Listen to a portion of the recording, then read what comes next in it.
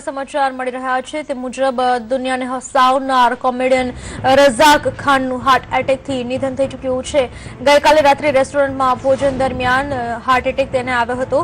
બાંદ્રાની હોસ્પિટલના તબીબે કોમેડિયન રઝાક ખાનને મૃત જાહેર કર્યા છે। 70 થી વધુ હિન્દી ફિલ્મોમાં અભિનય કરી ચૂક્યા છે રઝાક ખાન। હંગામા, હેલો બ્રધર, હેરાફેરી જેવી ફિલ્મોમાં પણ તેમણે અભિનય કર્યો છે।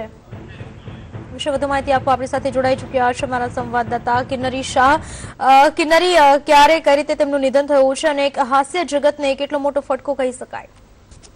જી બિલકુલ પૂનમ, જણાવવા માંગીશ કે એક્ટર રઝાક ખાન કોમેડીના જોનરથી ઓડિયન્સને હસાવવા માટે થઈને જાણીતા હતા અને ગઈકાલે રાતે લગભગ 12-30 કલાકે તેમનું હાર્ટ એટેકના કારણે થઈને મૃત્યુ થયું છે। તેમના નિધન તેમને હોસ્પિટલ લઈ જવામાં આવ્યા હતા, પરંતુ ત્યાં તેમને ડોક્ટરોએ ડેડ ડિક્લેર કર્યા હતા। જો તેમની ફિલ્મ્સની વાત કરીએ તો તેમણે ઘણી બધી ફિલ્મ્સની અંદર કોમેડીમાં પોતાના જલવા બતાવ્યા છે, પોતાના જોહર બતાવ્યા છે। ખાસ કરીને શાહરૂખ ખાનની ફિલ્મ બાદશાહની અંદર પણ તેમણે ખૂબ જ સારું કામ કર્યું હતું। ઉપરાંત તેમની જો પોપ્યુલર ફિલ્મ્સની જો વાત કરીએ તો તેમાં હેલો બ્રધર છે, જોरू કા ગુલામ છે, ક્યા કૂલ હૈ હમ જેવી ઘણી ફિલ્મોનો સમાવેશ થાય છે।